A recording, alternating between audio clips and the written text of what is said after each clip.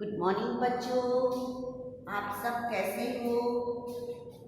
पढ़ाई कर रहे हो ना? है कि नहीं है? तो बच्चों सुनो, अभी फिर से यूनिट टेस्ट आने वाला है और अभी का जो यूनिट टेस्ट है वो आपका होगा मैथ्स और एसएसटी का, गणित और एसएसटी का, और वही 26-27 तारीख के आसपास होगा।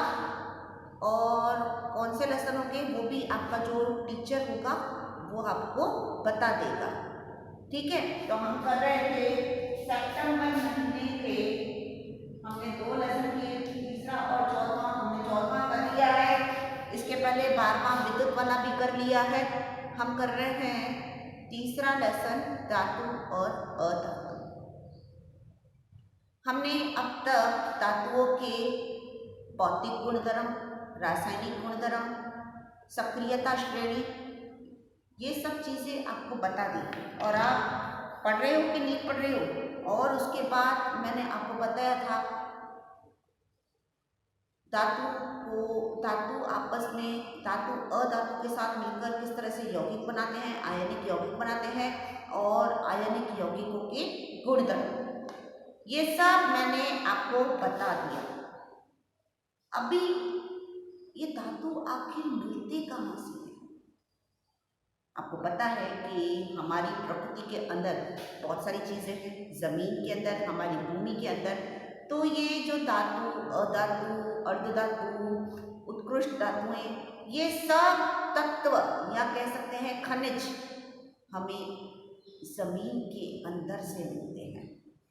ठीक है, तो धातुओं की प्राप्ति पृथ्वी की भूपटपट्टी यानी पृथ्वी के अंदर भी लिख सकते हो। प्राकृतिक रूप से पाए जाने वाले तत्व, यानी हमने नहीं बनाए, प्रकृति ने खुद बनाए हैं। प्राकृतिक रूप से पाए जाने वाले तत्व या यौगिकों का मतलब वो अगर वो अकेले रूप में नहीं है, उसके साथ या तो ऑक्साइड, सल्फाइड, कार्बोनेट जुड़ा है, तो इनको हम कहते हैं यौगिक। तो पृथ्वी के अंदर ये तत्व हमको मिलते हैं। फिर हम उनके गुणधर्मों के आधार पर बता सकते हैं कि दिया गया खनिज धातु है, अधातु है, अर्धधातु है, क्या है, वो जान सकते हैं। ठीक है बच्चों, तो और इसके अलावा कुछ अब देखो हर जगह आपको ये नहीं मिलेंगे। मैं सोचूं चलो भाई इधर मैं जमीन खोदूं और इसके अंदर से मुझे ये मेटल मिल जाएगा, ये धातु मिल जाएगा, नहीं।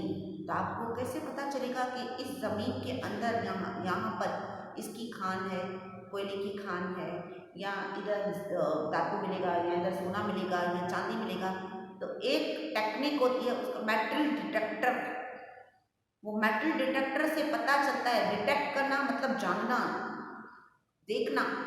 वो मेटल डिटेक्टर बताता है कि भाई इस एरिया से आपको यह धातु मिल सकता है। उस हिसाब से हम उस धातु का निकालते हैं। बहुत ही खुदाई होती है, खुदाई होने के बाद उसके ऊपर अशुद्धियाँ होती हैं। मिट्टी तो रहती है, दूसरा कचरा भी रहता है, लेकिन उसके साथ अशुद्धियाँ कौन सी होती हैं? उसके साथ अशुद्धियाँ होती हैं सल्फाइड की, कार्बोनेट की, ऑक्साइड की।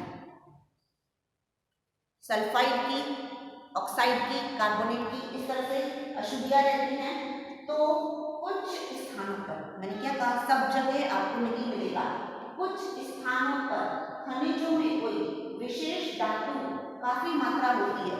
कुछ ही स्थानों पर कोई भी, बहुत सारे खनिज आए हुए मिल रहे हैं हमको जमीन से, पर कुछ धातुएं विशेष रूप से मिलती हैं हमको, उन्हें निकालना लाभकारी होता है। और इन खनिजों को ही हम क्या कहते हैं, अयस्क कहते हैं। जैसे जो लोहा मिलता है, पर लोहा डायरेक्टली खुद नहीं मिलता, पर वो अयस्क के रूप में मिलता है, मतलब उसके ऊपर कोई ना कोई और अशुद्धि होती है, या तो सल्फाइड की, या कार्बोनेट की, या ऑक्साइड की। ठीक है बच्चों, अब हम बढ़े कि धातुओं का निष्कर्षण। अब हमें धातु तो मिल रहा है, लेकिन धातुओं को भी 3 कैटेगरी में बांटा गया है। एक सक्रियता श्रेणी के आधार पर ऐसी धातुएं जिनकी सक्रियता बहुत ज़्यादा है, वो जल्दी से अगर हवा में खुला छोड़ो तो आग पकड़ लेती है। तो ऐसी धातु को कहते हैं उच्च अभिक्रियाशील धातु, मतलब बहुत सक्रिय धातु। अभिक्रियाशील या इसको लिख सकते हो सक्रिय। सक्रिय का मतलब क्या? जो जल्दी से प्रक्रिया करे, हवा के साथ, पानी के साथ जल्दी से प्रक्रिया करे। तो कुछ धातुएं स्वतंत्र अवस्था में होती हैं, बिल्कुल उनके साथ कोई अशुद्धि नहीं होती, बिल्कुल स्वतंत्र अवस्था में होती हैं। हाँ, थोड़ी बहुत मिट्टी होती है, लेकिन कुछ धातुएं स्वतंत्र अवस्था में ही होती हैं। कुछ धातुएं हमें समुद्र में से मिलती हैं। किस रूप में? उसके लवण के रूप में, जैसे सोडियम क्लोराइड, मैग्नीशियम क्लोराइड, समझ गए? ये सब हमें पानी से मिलती है यौगिक के रूप में। कुछ यौगिक के रूप में, अभी भी मैंने बताया, समुद्र के भीतर से हमें sodium chloride, potassium chloride, magnesium chloride, ये सब लवण के रूप में मिलती है, यौगिक के रूप में मिलती है।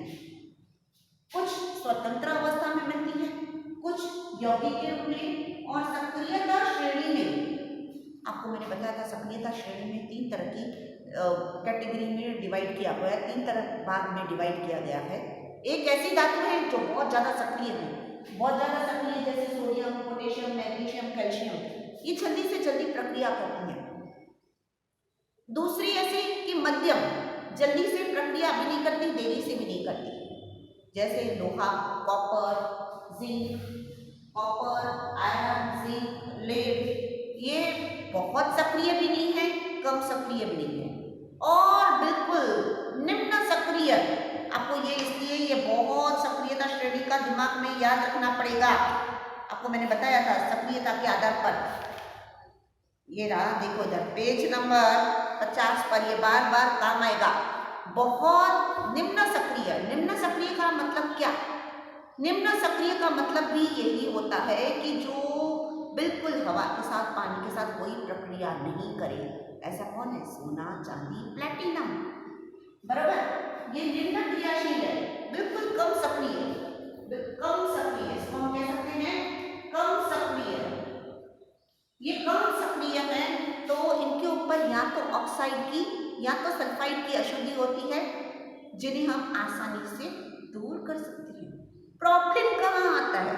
प्रॉब्लम मध्यम वाले में आता है। जो मध्यम सक्रिय है वो अयस्क के रूप में, यानी वो खुले स्वतंत्र रूप में नहीं मिलती, अयस्क के रूप में। उसमें कौन सी अशुद्धि जुड़ी होती है? या तो सल्फाइड की, या तो कार्बोनेट की, या तो ऑक्साइड की। इस तरह की अशुद्धियां जुड़ी होती हैं। किसके साथ? मध्यम क्रियाशील धातुओं के साथ। तो जो सक्रियता श्रेणी में जो सबसे कम सक्रिय है, जैसे सोना है, चांदी है, प्लैटिनम है, इनके ऊपर सिर्फ सल्फाइड की अशुद्धि होती है। और किसी धातु के ऊपर अगर सल्फाइड की अशुद्धि होती है तो उसको सल्फाइड दूर करने की प्रक्रिया को हम कहते हैं वर्जन। कौन सी प्रक्रिया? वर्जन की प्रक्रिया। यहाँ गुजराती में नाम आता है भुंजन, भुंजन।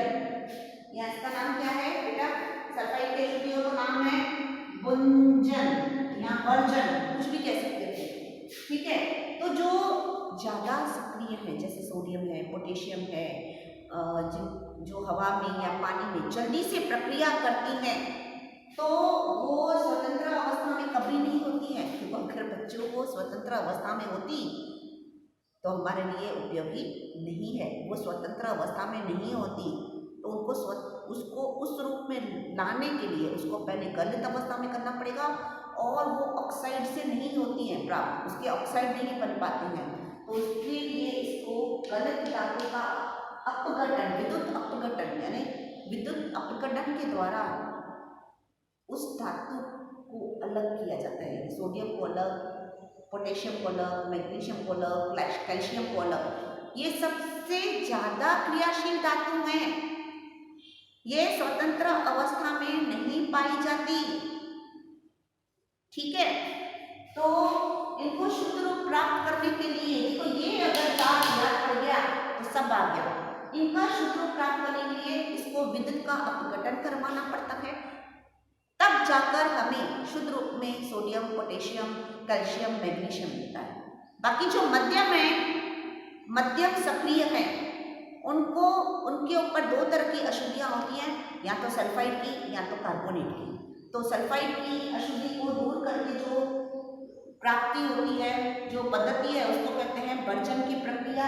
फिर वो किस में बदलता है? ऑक्साइड में बदलता है। फिर ऑक्साइड के बाद असली धातु आपको मिलता है। मतलब देखो, सोचो, हमें ऐसा लगता है कि भाई तांबा है, लोहा है और ये जस्ता है, लेड है, ये सब चीज़ें मुझे तो आसानी से मिल जाएंगी, पर ये चीज़ें आसानी से नहीं मिलती, क्योंकि ये मध्यम सक्रिय है। इनके अयस्क किस रूप में होते हैं? सल्फाइड के रूप में या तो कार्बोनेट के रूप में होते हैं। पहले उनको ऑक्साइड के रूप में परिवर्तित करना पड़ता है, उसके बाद जाकर उनको असली धातु मिलती है।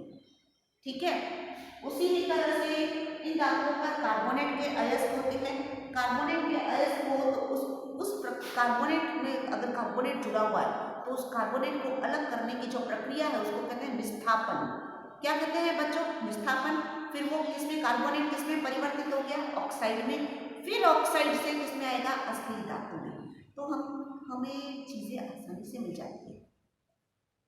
हमें ऐसा लगता है अरे यार ये तो लोहा है, अरे यार इधर उधर पड़ा होगा जमीन के अंदर, पर वो लोहा के ऊपर या तो सल्फाइड की अशुद्धि होती है या कार्बोनेट की अशुद्धि होती है, फिर उसको बदला जाता है ऑक्साइड में। ऑक्साइड के बाद उसका अपघटन होता है, तब जाकर आपको असली लोहा मिलता है।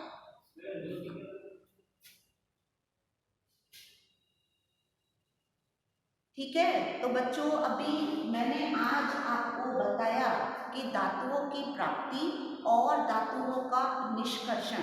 तो धातुओं की प्राप्ति हमें कहाँ से होती है वो मैंने आपको बताया। धातुओं का निष्कर्षण का मतलब धातुएं हमें मिल तो रही हैं, पर उस 3 तरह की धातुएं हैं, एक सक्रिय, एक कम सक्रिय और एक अधिक सक्रिय। उसके आधार पर किस तरह से हम उसके अयस्क लेंगे, इसकी अशुद्धि में से हम प्राप्त शुद्ध धातु प्राप्त कर सकते हैं।